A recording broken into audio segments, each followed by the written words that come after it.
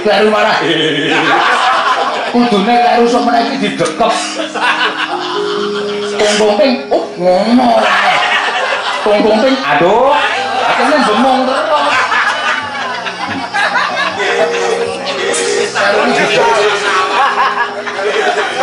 Yo, enggak.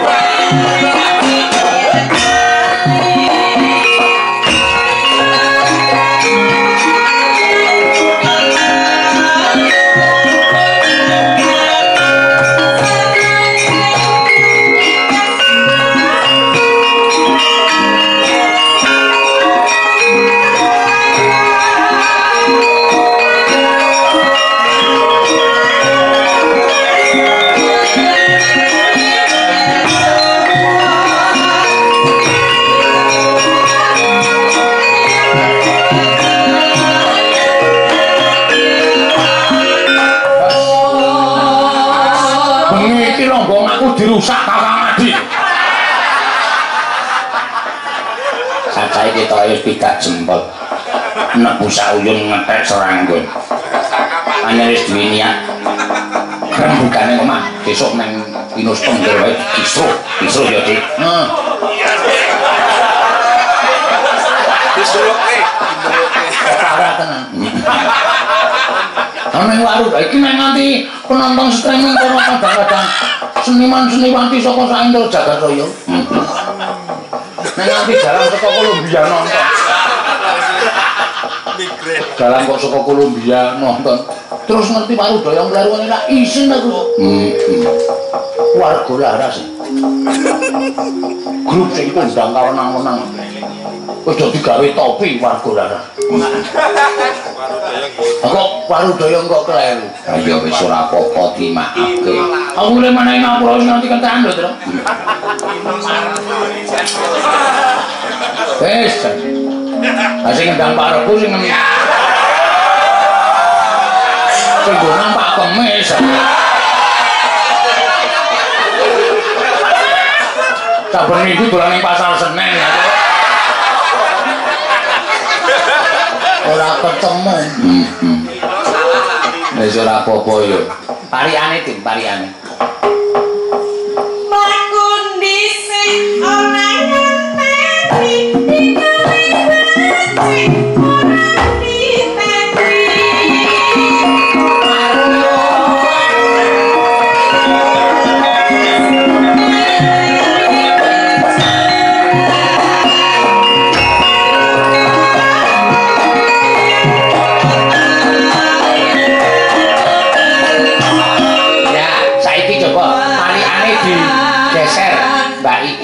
parian. Ayo, gragap ora. Ayo. Gampang kok parian. Neno. Tanjung Perak. Wait. Akeh pedute. Waduh.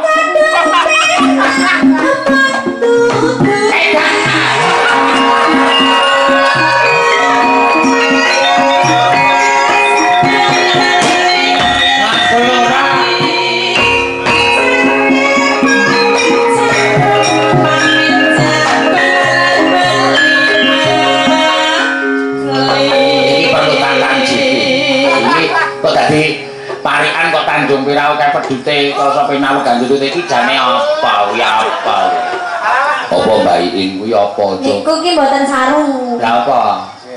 Tiang ses. Oh, wong udut. Nggih wong udut. Wong udut piye? Mumpung aku udut piye? Lah niku nek tapi timut. Hah? Timut. Apane? Udute? Udute. sithik tok aku ki genahke lho. Nggih, Timot disedot. Wis eman-eman to nek mon disedot-sedot iku eman-eman. Mesti diinteni sak nikmate riyen gak wedi. Tutur. Ya iya bener berarti iki ora kok sarung ning pancen kuwi pralampitane wong udut. Coba digeser meneh Mbak Lian coba ayo.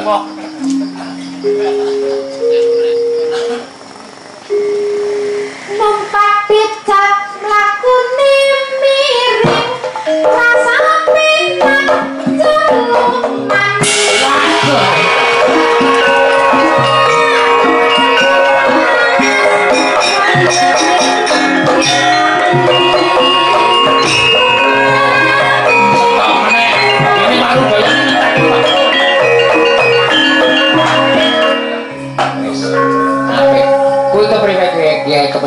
kepriben Pak? Tegese apa kiye kepenak kok miring-miring kepenak? Nggih numpak becak, mlakune miring, merasa kepenak, jaluk maning.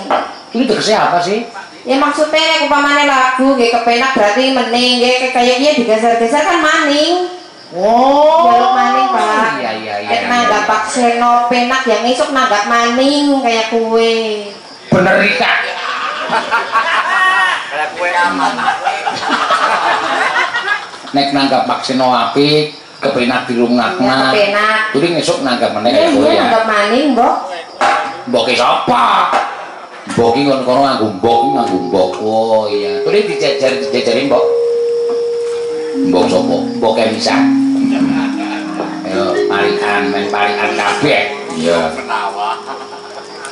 Mobil mogok ning kali krasak bisa kabeh bisa buka.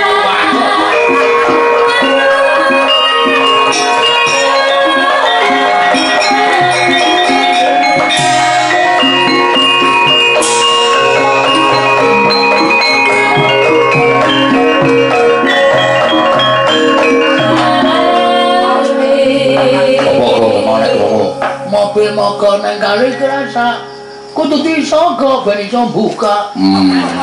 Kuwi apa? Kunci mobil. Oh. Kunci ae sret gluduk. Mobil buka. Lawange copot kabeh gulung. Kartun banget.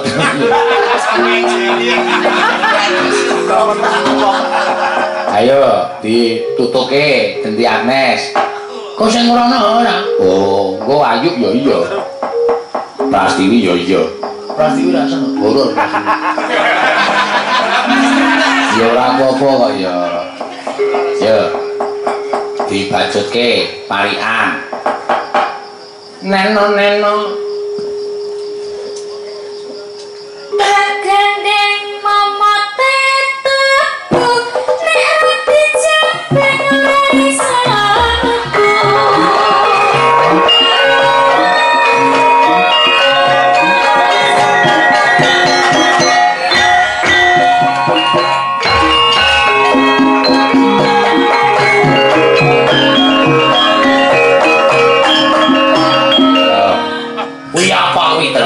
Kuwi wong mleboke benik.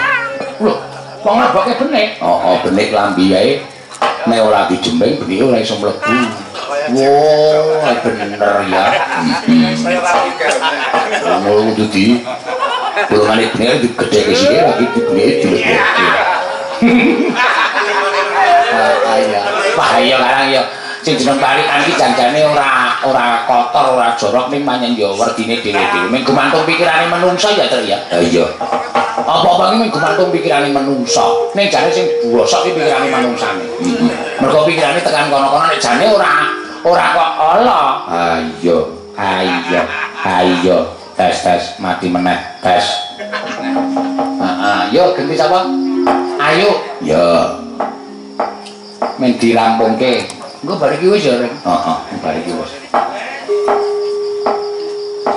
Pitek blorok ngandhut siji cerita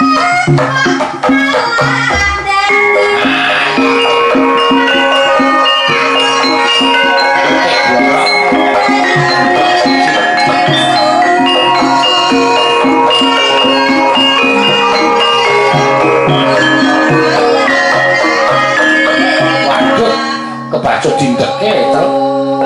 Wah, monggo aku ora kuat ngurung balik ahli palsu iki ora kuat.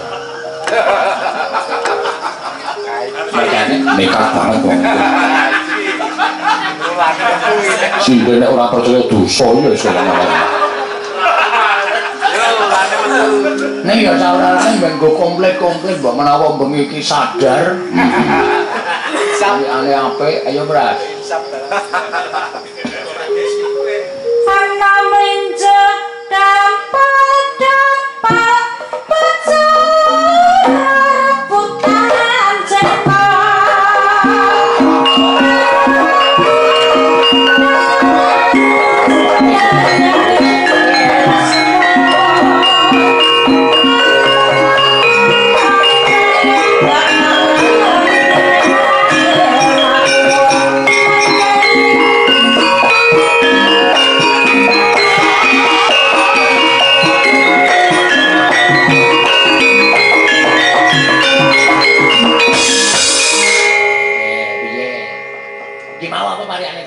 Lah kok ora krungu tak punteti aku ben. Aku isih iso krungu. Apa prasariamu? Ana mlinjo dopol-dopol. Ah wis up. Ngene aku tak. Up. Wis. Bahane tak gedhe kok.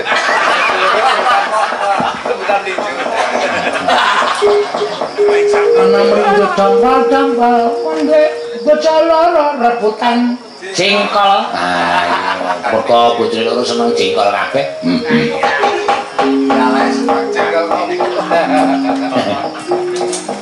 Nembang apa? Ora nembang. Nembang apa? Ora. Wis jam 3 kurang seprapat.